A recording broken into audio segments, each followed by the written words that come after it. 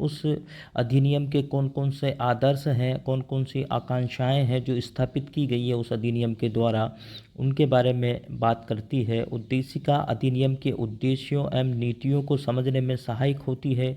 उच्चतम न्यायालय के अनुसार उद्देशिका संविधान निर्माताओं के विचारों को जानने की कुंजी है कि संविधान निर्माता जब संविधान का निर्माण कर रहे थे तो उनके मन में क्या विचार चल रहे थे, उनके वो कौन सा संविधान बनाना चाहते थे, वो भारत में कैसे समाज का निर्माण करना चाहते थे, तो उनके संविधान निर्माताओं के विचारों को जानने की कुंजी है।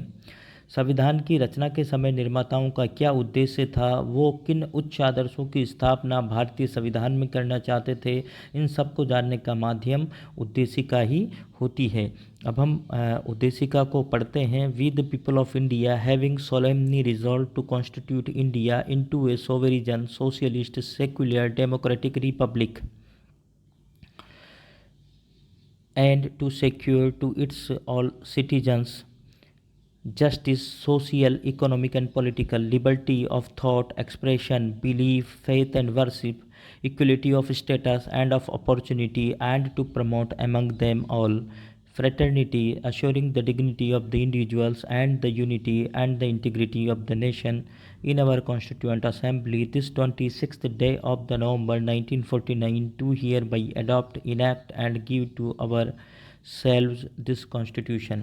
यानी कि हम भारत के लोग भारत को एक संपूर्ण प्रभुत्व संपन्न समाजवादी पंथ निरपेक्ष लोकतंत्रात्मक गणराज्य बनाने के लिए तथा उसके समस्त नागरिकों को सामाजिक, आर्थिक और राजनीतिक न्याय, विचार, अभिव्यक्ति, विश्वास, धर्म और उपासना की स्वतंत्रता, प्रतिष्ठा और अवसर की समता प्राप्त करने के लिए तथा उन सब में व्यक्ति की गरिमा और राष्ट्र की एकता और अखंडता सुनिश्चित करने वाली बंधुता बढ़ाने के लिए दृढ़ संकल्प होकर अपनी इस संविधान सभा में आज तारीख 26 नवंबर 1949 को एतद द्वारा इस संविधान को अंगीकृत, अधिनियमित और आत्मसमर्पित करते हैं।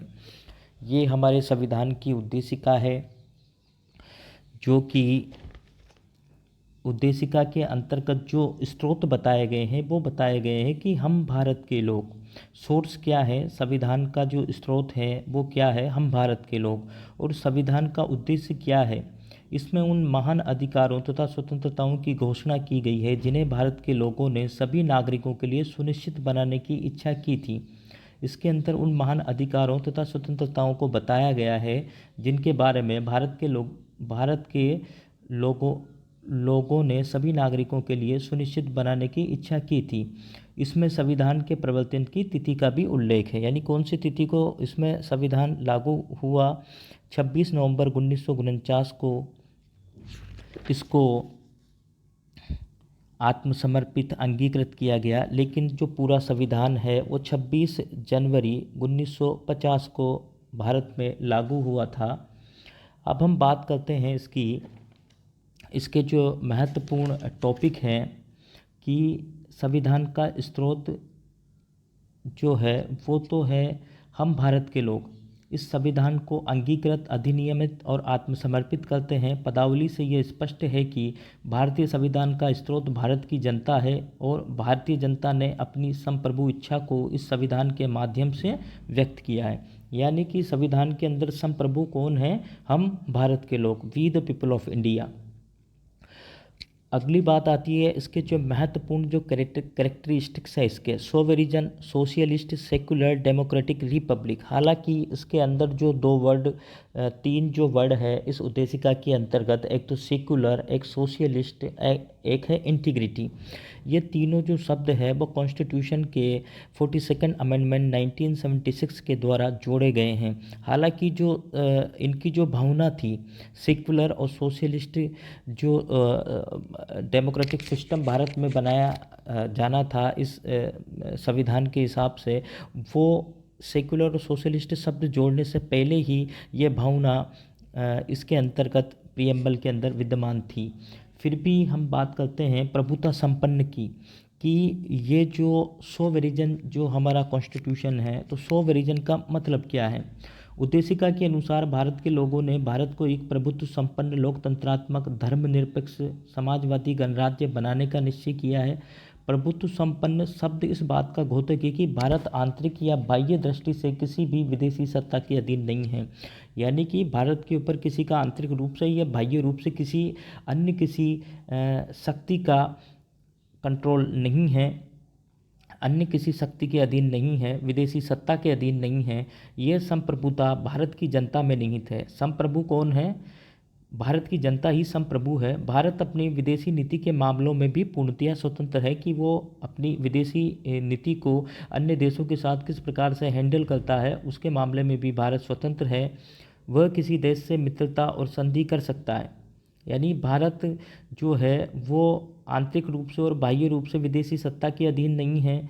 भारत जो है वो उसकी संप्रभुता उसकी जनता में निहित है और विदेशी जो डिसीजन लेने के मामले में भी भारत जो है वो पूर्ण रूप से स्वतंत्र है। ये सोवेरिजन का मतलब है।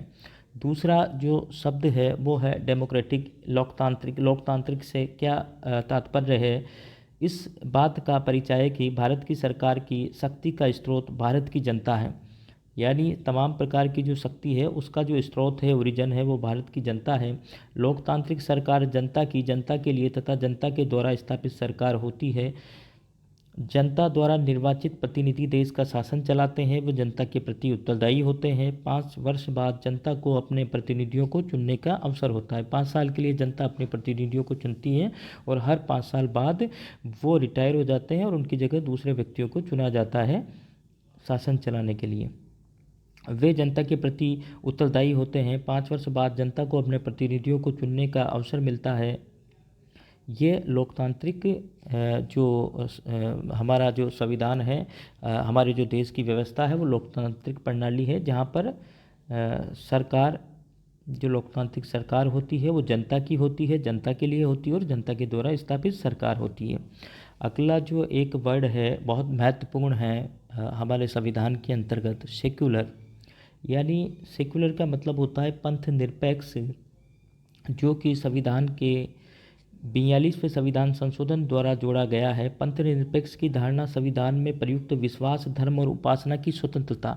यानी ऐसा नहीं है कि सेक्युलर शब्द जो 42वें संविधान संशोधन 1976 के द्वारा जोड़ा गया तभी हमारा जो देश है वो सेक्युलर या संविधान सेक्युलर सिस्टम की बात करता था, सेक्युलर देश की बात करता था। जबकि ये भावना जो जस्टिस में है, सोशल जो लिबर्टी ऑफ थॉट्स में है, expression, belief, faith and worship, उसके अंदर जो सेक्युलर शब्द था वो विद्यमान था, उसकी मूल भावना विद्यमान थी। यानी जो यहाँ पर शब्द प्रयोग किए गए हैं लिबर्टी ऑफ थॉट्स यानी सोचने की और एक्सप्रेशन की, उसके अंदर जो आगे जो शब्दों का इस्तेमाल किया गया है बिलीफ यानी विश्वास करने की, फेथ धर्म की, उपासना एंड वर्शिप और उपासना की जो स्वतंत्रता थी, विश्वास और धर्म की उपासना की स्वतंत्रता थी, उसी के अंदर सेक्युलर शब्द समाहित था। प्रस्तुत संशोधन द्वारा उसे स्पष्ट कर दिया गया। इस संशोधन के द्वारा सेक्युलर शब्द, सेक्युलर जो था पंथ निरपेक्ष को और ज़्यादा स्पष्ट कर दिया गया। वरना जो सेक्युलर शब्द की जो मूल भावना थी वो फेथ एंड बिलीफ का जो फ्रीडम था, वर्शिप का जो फ्रीडम था, उसके अंदर निहित थी। पंथ निरपेक्ष राज्य से तात्पर्य ऐसे राज्य से हैं जो किसी विशेष धर्म को राजधर्म के रूप में मान्यता नहीं प्रदान करता, वरन सभी धर्मों के साथ समान व्यवहार करता है और उन्हें समान संरक्षण प्रदान करता है।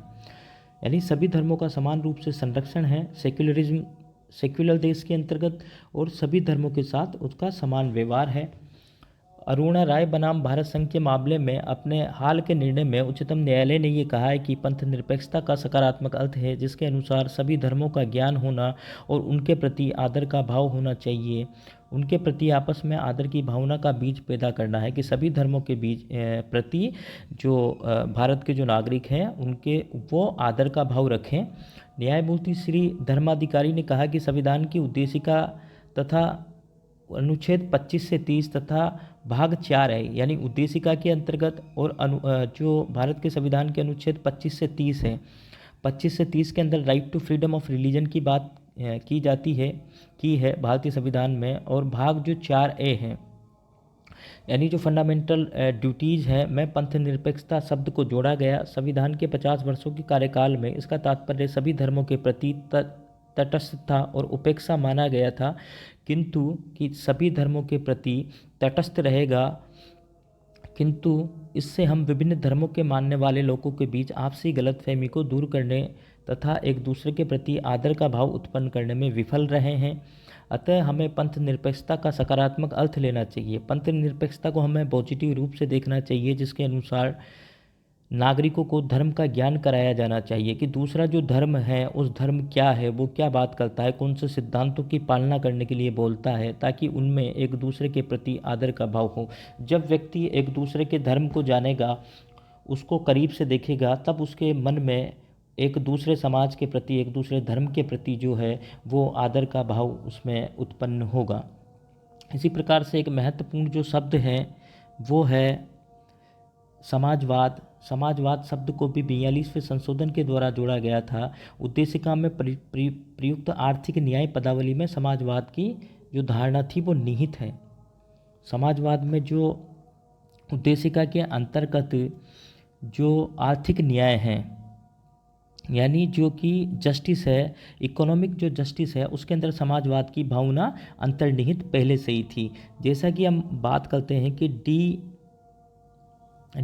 नकारा बनाम भारत संघ के मामले में उच्चतम न्यायालय ने यह अभिनिर्धारित किया है कि समाजवाद का मूल तत्व कमजोर वर्ग और कर्मकारों के जीवन स्तर को ऊंचा करना है और उनके लिए जन्म से मृत्यु तक सामाजिक सुरक्षा की गारंटी देना है। इसका अर्थ आर्थिक समानता एवं आय के समान वितरण से है।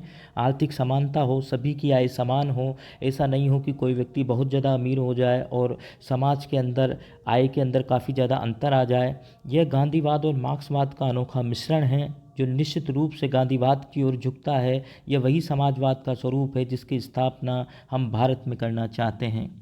यानी कि समाजवाद का मतलब है समाज में जो आर्थिक रूप से समानता आ जाए, आय का जो अंतर है वो कम है, अपर वर्ग, मिडिल क्लास और जो लोअर इनकम वाले लोग हैं उनके बीच का जो अंतर कम है और सभी वर्गों के अंदर समाज में आर्थिक समानता उत्पन्न हो जाए। अब हम बात करते हैं एक महत्वपूर्ण जो वर्ड है वो है इंटीग्रिटी की, अखंडता की, जो 42वें संविधान के द्वारा जोड़ा गया है। और इसका मतलब ये था, इसकी उपधारणा संविधान की संघात्मक प्रवृत्ति में ही नहीं थे। अनुच्छेद 1 में प्रयुक्त भारत राज्यों का एक संघ होगा पदावली का प्रयोग संविधान के जनकों ने इसी उद्देश्य से किया है। इससे ये स्पष्ट है कि भारतीय संघ के किसी भी राज्य को अलग होने का अधिकार नहीं है। यही नहीं, संविधान किसी भी व्यक्ति को देश की अखंडता के विरुद्ध कुछ भी कहने या ऐसा करने के लिए उत्प्रेरित करने से वर्जित करता है।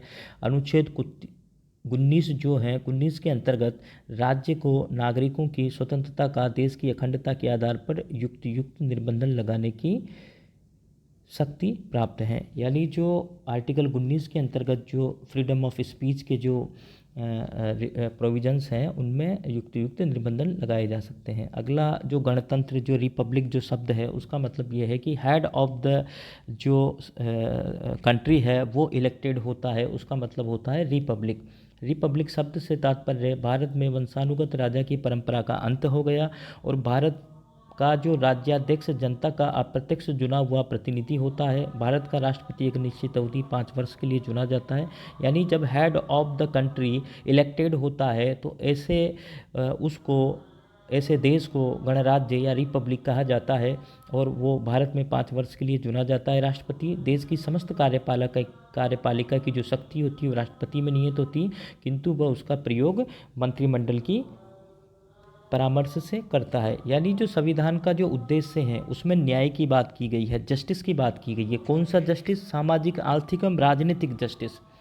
और स्वतंत्रता की बात की गई है, liberty of thought, expression, belief, faith and worship. यानी स्वतंत्रता कौन सी? विचारों की, मत की, विश्वास तथा धर्म की उपासना की। अपने अपने विचार रख सकते हैं लोग, अपना मत रख सकते हैं, अपना फेथ रख सकते हैं, विश्वास रखते हैं और अपनी मर्जी के अनुसार किसी भी धर्म की उपासना कर सकते हैं, किसी भी धर्म को मान सकते हैं।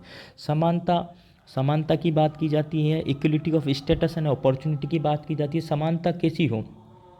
पद की समानता हो और अवसर की समानता हो।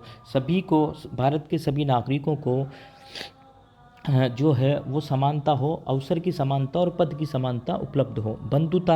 बंधुता की बात की जाती है, फ्रेटर्निटी की बात की जाती है। वो कौन सी फ्रेटर्निटी है? व्यक्ति की गरिमा और राष्ट्र की एकता के लिए जो बंधुता हो, assuring the dignity of the individual. Individual की जो डिग्निटी है उसको अश्योर किया जाए, निश्चित किया जाए, and the unity and the integrity of the nation, और राष्ट्र की, व्यक्ति की गरिमा और राष्ट्र की एकता को सुनिश्चित किया जाए। इस प्रकार से जो भारत का संविधान है उसके अंदर इन शब्दों का इस्तेमाल किया गया है, और ये वो शब्द है जो संविधान की मूल भावना या बेसिक स्ट्रक्चर को बताते हैं, या इन ये बताते हैं कि इस संविधान का निर्माण किन उच्च आदर्शों की स्थापना करने के लिए किया गया है। 42nd amendment and the preamble. The amendment has inserted 3 new words in the preamble. जैसा कि हम पहले बात कर चुके हैं, 42nd अमेंडमेंट एक्ट जो 1976 का था उसके द्वारा सेक्युलरिज्म, सोशलिज्म एंड इंटीग्रिटी शब्द को जोड़ा गया। हालांकि these concept were already implicit in the constitution, पहले से मौजूद थे तीनों शब्द संविधान की उद्देशिका के अंतर्गत। The amendment merely spells out clearly these concept in the preamble. खाली जो अमेंडमेंट के द्वारा इनको और अधिक रूप से बताया गया है, समझाया गया है, इनकी और अधिक विस्तृत रूप से व्याख्या की गई है और स्पष्ट रूप से इनको जोड़ दिया गया है। अब हम बात करते हैं कि संविधान से जो महत्वपूर्ण केस कौन से हैं। जो in Berubari case, the supreme court held that the preamble was not a part of the constitution and therefore it could never be regarded as a source of any substantive powers and it also can not be amended such powers as expressly granted in the body of constitution. यानी कि इन बेरुबारी के case में ये कहा गया था कि जो संविधान का जो प्रीएम्बल है वो कॉन्स्टिट्यूशन का पार्ट नहीं है और इसके अंतर्गत बदलाव नहीं किया जा सकता। लेकिन जो दूसरा केस हुआ, Keshavananda Bharati versus state of Kerala, AIR 1973 SC 1461, the supreme court rejected the Berubari case judgment. इस केस में बेरुबारी का जो जजमेंट था उसको पलट दिया गया and held that the preamble is the part of the constitution, और कहा गया कि प्रीएम्बल जो है वो कॉन्स्टिट्यूशन का पार्ट है। So it could be amended like any other provisions, तो इसको अन्य जो संविधान के प्रोविजंस हैं उन्हीं की तरह आर्टिकल 368 के द्वारा अमेंड किया जा सकता है। Preamble creates an implies limitation on the power of amendment, यानी प्रीएम्बल जो अमेंडमेंट की जो शक्ति होती है उसके ऊपर एक निर्बंधन लगाता है, लिमिटेशन लगाता है। The preamble contains the basic element और the fundamental features of our constitution. जैसा कि हमने बात की, जो इसके जो बेसिक फीचर्स हैं वो इस क्या बोलते हैं प्रीएम्बल्स में बताए गए हैं, जो कि हमने बात की थी कि justice, liberty, equality, socialist, secular, democratic, Republic, unity, integrity, ऐसे शब्द इस्तेमाल किए गए थे। तो वो इसके फंडामेंटल बेसिक फीचर्स की बात करता है। संविधान के constituently amending power can not be used to so as to destroy or damage these basic features or basic structures mentioned in the preamble। यानी संविधान में संशोधन किया जा सकता है लेकिन इस प्रकार का संविधान में संशोधन नहीं किया जा सकता, Keshavananda Bharati versus state of Kerala में कहा गया, जिसके द्वारा संविधान की जो मूल भावना है, मूल ढांचा है वो बिगड़ जाए। ये एक लिमिटेशन लगाई गई है कि संविधान के अंदर चूँकि प्रीएम्बल को पार्ट माना है कॉन्स्टिट्यूशन का और ये संविधान का पार्ट है, इसलिए इसमें संशोधन किया जा सकता है। लेकिन इस प्रकार से कोई संशोधन नहीं किया जाएगा प्रीएम्बल में कि संविधान का जो मूल ढांचा है, बेसिक स्ट्रक्चर है, वो ही बदल जाए या वो ही नष्ट हो जाए। अगला जो केस आता है, in Saint Xavier college versus state of Gujarat, AIR 1974 SC 1389, the supreme court has said although the word secular state are not expressly mentioned in the constitution, but there can be no doubt the constitution makers wanted to establish such a state। हालांकि जो ये amendment 1976 में हुआ था, 42nd amendment, जिसके द्वारा secular शब्द संविधान की उद्देशिका में जोड़ा गया, लेकिन जो 1974 का जो जजमेंट है उसमें ये कहा गया था कि सेक्युलर जो स्टेट जो शब्द का इस्तेमाल नहीं किया गया है, लेकिन यहाँ पे जो कॉन्स्टिट्यूशन मेकर्स थे वो चाहते थे to establish such a state, ऐसा सेकुलर स्टेट बनाना चाहते थे। ये उनकी मूल भावना थी एंड अकॉर्डिंगली, और इसी के अनुसार उन्होंने जो आर्टिकल 25 से 28 संविधान में जोड़े गए जो कि right to freedom of religion से संबंधित हैं, और उसी प्रकार से एक जो लिबर्टी थी, लिबर्टी ऑफ फेथ और वर्शिप, वो पहले से उद्देशिका में मौजूद थी। तो हालांकि सेकुलर शब्द मौजूद नहीं था संविधान की उद्देशिका में, फिर भी संविधान निर्माताओं की मंशा थी, इसीलिए उन्होंने liberty of faith and worship शब्द का इस्तेमाल किया संविधान के अंतर्गत, और संविधान में आर्टिकल 25 से 28 right to freedom of religion को जोड़ा। इसी प्रकार से जो S R Bommai versus union of India 1994 SCC 1, the supreme court has held secularism is the basic structure of the constitution. जो 1994 का जो इस केस में जजमेंट आया उसमें कहा गया कि जो सेक्युलरिज्म है ये जो संविधान का बेसिक फीचर है, यानी ये पंथ निरपेक्ष जो है वो एक बेसिक एक एलिमेंट है संविधान का और इसको बदला नहीं जा सकता। जैसा कि केशवानंद भारती के केस में कहा गया था, तो सेक्युलरिज्म पंथ निरपेक्षता जो है इज़ द बेसिक फीचर, एक मूल गुण है, एक बेसिक फीचर है ऑफ द कॉन्स्टिट्यूशन का। और इसको केशवानंद भारती के जजमेंट में जैसा कहा गया था कि बेसिक फीचर्स को, जो बेसिक स्ट्रक्चर्स को बदला नहीं जा सकता, इसलिए पंथ निरपेक्षता हमारे जो संविधान है उसका एक बेसिक फीचर है। इसी प्रकार से in Aruna Roy versus union of India AIR 2003 SC 3176 the supreme court has held that secularism has a positive meaning.